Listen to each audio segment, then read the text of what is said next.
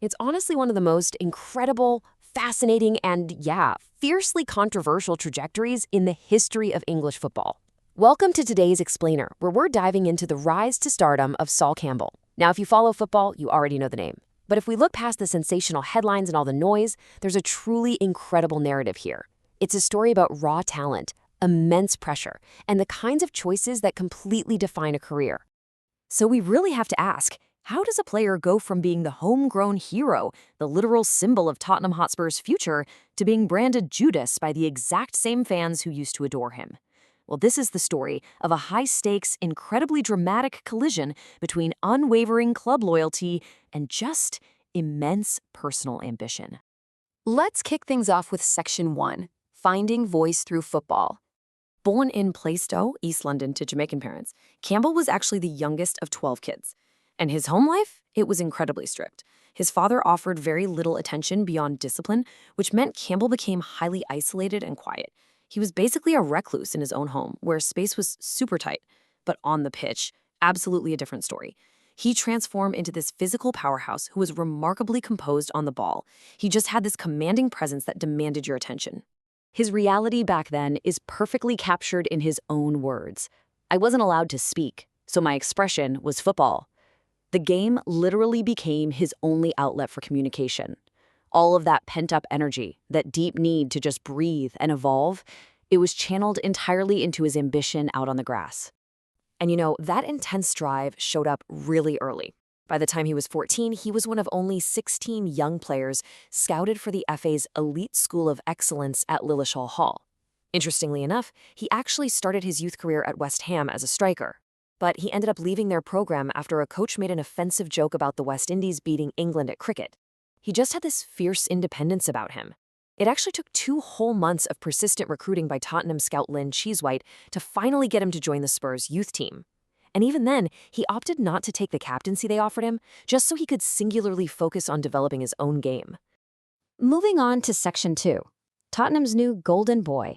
His graduation through the ranks was lightning fast. He joined the youth team in 1989 and made his senior debut at White Hart Lane by December 1992. He was just 18 years old, and he didn't just step on the pitch. He actually scored a goal against Chelsea after coming on as a substitute. By the end of the 93-94 season, his sheer quality was absolutely undeniable, leading him to sign a 4-year senior contract. 303. Just take a second to really appreciate that number. That is the total number of appearances Sol Campbell made for Spurs over a 9-year period. Through all the massive ups and downs at the club, he was the constant, officially cementing his status as one of their greatest center backs of all time. But he didn't just play those 303 games. He dominated them. Campbell transformed into a true powerhouse of English football. Thanks to his crazy athleticism and total composure on the ball, he was able to adapt brilliantly. He started in midfield, shifted over to fullback, before finally anchoring the team as an elite center back. He became an absolute rock for Tottenham during an era where the club itself was frankly remarkably inconsistent. Which brings us to Section 3, Captaincy and Stardom. So, in 1997, he's appointed club captain. Keep in mind, he was still only in his early 20s, yet he was carrying this enormous responsibility on his shoulders. For the fans sitting in the stands, they fully believed they were looking at the local boy who was going to lead their club out of mediocrity and into a glorious new era. It really cemented him as one of the brightest young stars in the English game. At this point, his individual stardom is reaching its absolute peak. He's a regular for the England national team. He leads Tottenham to a 1-0 victory in the 1999 League Cup, making history as the first black captain to lift a major trophy at Wembley. And he is widely recognized as one of Europe's finest defenders. Now, that League Cup felt like a glorious new beginning for the club. But in reality, it kind of highlighted his ceiling at Spurs. The sustained success they all hoped for just never followed. Let's look at why in Section 4, the ambition gap. So here's where the friction starts. There was a massive mismatch. On one side, you've got Campbell's ambitions. He craves Champions League football. He wants to win major league titles. And with a World Cup looming, he desperately needs to solidify his spot in the England squad. But on the other side, you have Tottenham's reality. Inconsistent mid-table finishes, early exits in the UEFA Cup, and just constant managerial instability. Spurs simply couldn't provide the platform for the sustained, elite success he was hungry for. So as his contract ran down in 2001, he was staring down some incredibly heavy choices. Just look at the options on the table. You've got Barcelona and Inter Milan offering massive financial packages and elite European status, but moving abroad meant leaving his roots. Then there's Liverpool, offering high-level domestic competition, but that takes him away from his home in London. And then there was Arsenal. They offered Champions League football, the world-class coaching of Arsene Wenger, and allowed him to stay right there in his London home. But it required crossing the deepest, most bitter divide in North London. He was narrowing his options down to what he called a purely football decision. All right, Section 5, the midnight transfer. The timeline of this night plays out literally like a Hollywood thriller. At 11 p.m., Campbell arrives at the home of Arsenal Vice Chairman David Dein for a totally secret meeting with Dein and Arsene Wenger. Around midnight, Wenger leaves, and Campbell takes a drive with his agent, Sky Andrew, to just clear his head. He's literally got a pros and cons list, and he's agonizing over the single major downside to Arsenal, the reaction of the Spurs fans. Finally, at 3 a.m., they head back to Dein's house, and the final commitment is made.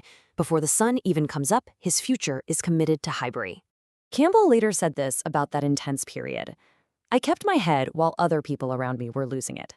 And I think that perfectly encapsulates his immense mental fortitude. Amidst an absolute brewing storm of speculation, he remained laser-focused on his personal footballing ambitions, pushing all that surrounding emotion to the side. And then came the reveal.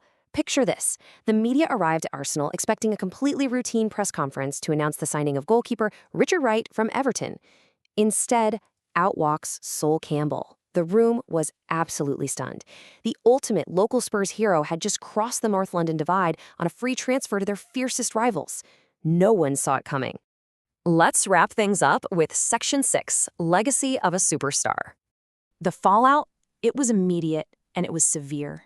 Spurs fans furiously branded him Judas, and it's a label that stuck for decades. His return to White Hart Lane that November was famously toxic. We're talking a barrage of insults and actual thrown missiles.